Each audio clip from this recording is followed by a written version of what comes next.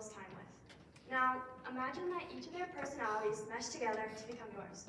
Would you be happy with that? Or would you want to choose different people based on your standards? Growing up, I didn't always pay attention to who I surrounded myself with.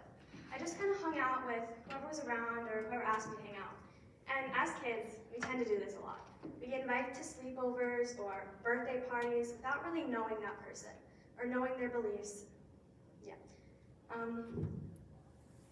As I got older, I realized these friendships started shaping my habits, my values, my confidence, and even my life goals. Some of these friendships pushed me forward while others held me back. To understand why our friendships matter, we must first start with what we expect from the people around us. You attract who you tolerate.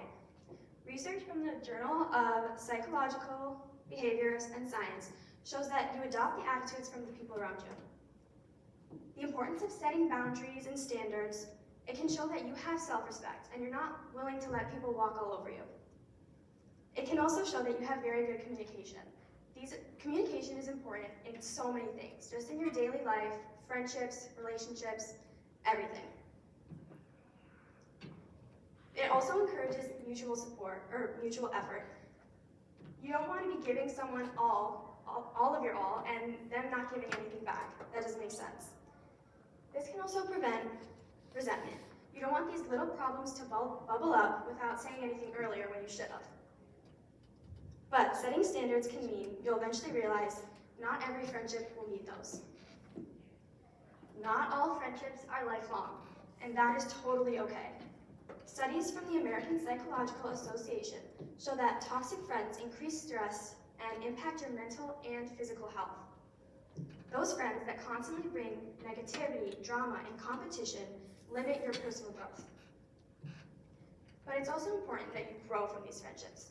You have to learn to understand how to better communicate and understand their feelings and your own. And you have to validate those.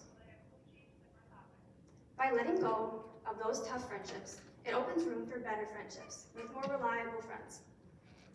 So, if cutting off these toxic friends matter, what does a healthy friendship look like? Real friends are reliable. Harvard's 85-year study shows that those real and supportive relationships are one of the biggest factors into long-term happiness. You shouldn't have to wonder about these friends. Are they mad at you? Did I do something wrong? Why are they talking to me? Why are they talking to someone else? That's not how friendship works. These should be teammates and not competition. They also shouldn't be thinking, I hope I get a better grade on them in this test, or I hope I score more points than her in this game. By not being competition, this can create stability and so much less anxiety for both of these people. Real friends make the hard days easier and help carry the emotionally heavy stuff. But it's not just a one-way street. If you want them to respect you, you also have to give that respect back.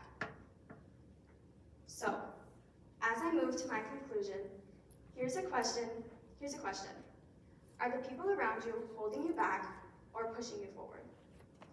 Today, we looked about setting standards and how that can make us understand what we deserve as a person in that friendship. We also looked at letting go of those harmful friendships and how it gives us space to grow and learn from our mistakes. Choosing those real friends can create a support system that shapes us into better versions of ourselves. The people around us matter more than we think. You can't control what happens in your life, but you can control who you allow to sit beside you. And when you choose the right people, you don't just build your friendships, you build your future.